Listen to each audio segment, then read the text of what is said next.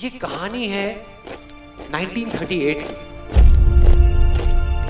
कैरली नाम के एक आदमी की, हंगेरियन आर्मी में, और वो उस कंट्री का बेस्ट पिस्टल शूटर था।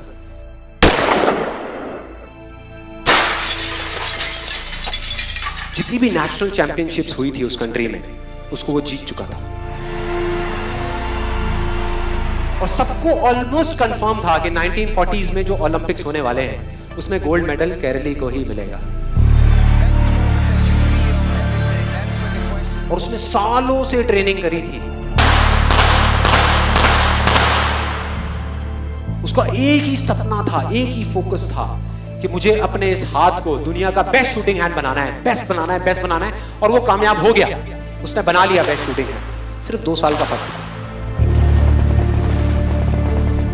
1938 में एक आर्मी का ट्रेनिंग कैंप चल रहा था। क्योंकि वो आर्मी में था तो एक एक्सीडेंट हो गया। उसके उसी हाथ में जिससे उसने गोल्ड मेडल जीतना था, उसमें एक हैंड ग्रेनेड फट गया और वो हाथ चला गया। जो उसका सपना था, जो फोकस था, सब खत्म।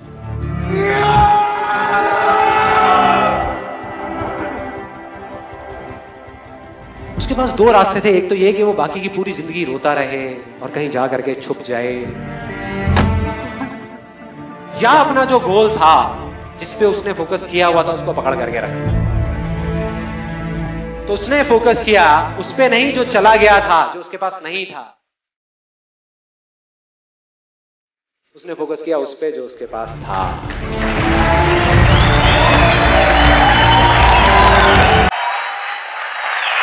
जो उसके पास था। और क्या था उसके पास में? एक लेफ्ट हैंड, एक ऐसा हाथ जिससे वो लिख तक नहीं सकता था। 1 महीने तक उसका हॉस्पिटल में इलाज चला इस हाथ के लिए। और सही 1 महीने बाद अपनी ट्रेनिंग शुरू कर दी इस हाथ की।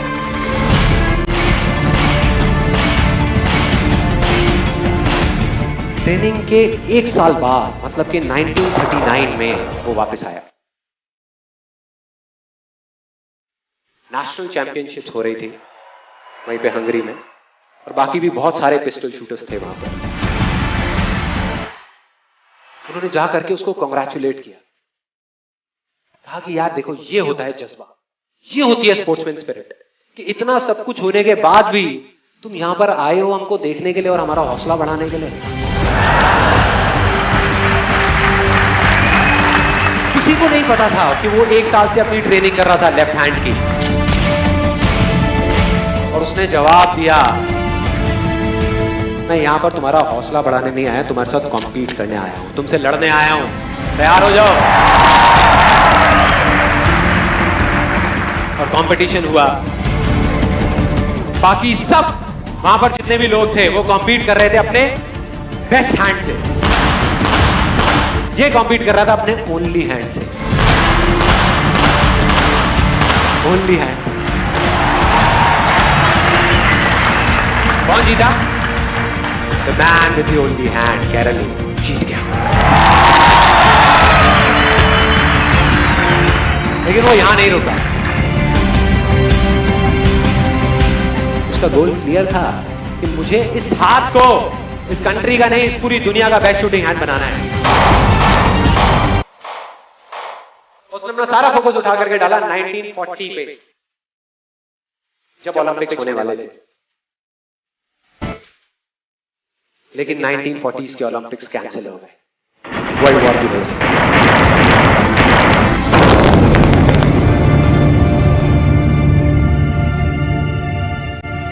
उसने अपना सारा फोकस उठा करके कहां डाल दिया? 1944 में जो ओलंपिक्स होने वाले थे उसके ऊपर। और 1944 में जो ओलंपिक्स होने वाले थे वो भी कैंसिल हो गए वर्ल्ड वॉर की वजह से। फिर से कैंसिल।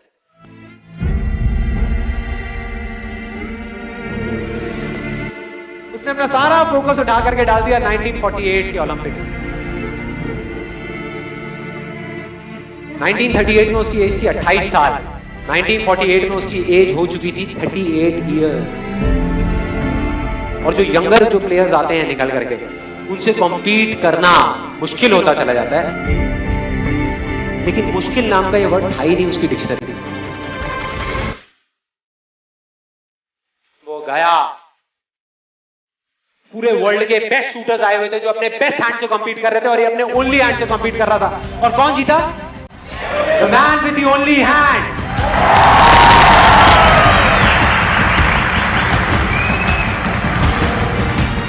लेकिन वो तब भी नहीं रुका।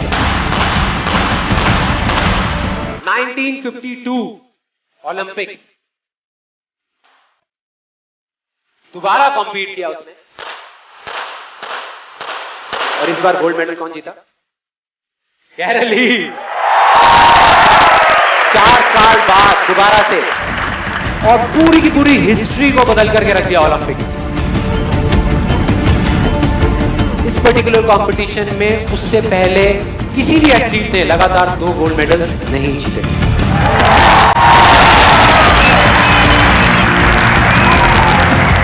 अब किसी भी लूजर के पास चले जाओ, उसके पास लिस्ट होगी बहानों की कि मैं इस वजह से फेल हुआ अपनी लाइफ में, इस वजह से मैं कुछ नहीं कर पाया। बहुत लंबी लिस्ट है। और दूसरी तरफ विनर के पास चले जाओ, उसके पास में 1000 वजह होगी वो ना करने की जो वो करना चाहता है, सिर्फ एक वजह होगी वो करने की जो वो करना चाहता है, और वो कर जाएगा।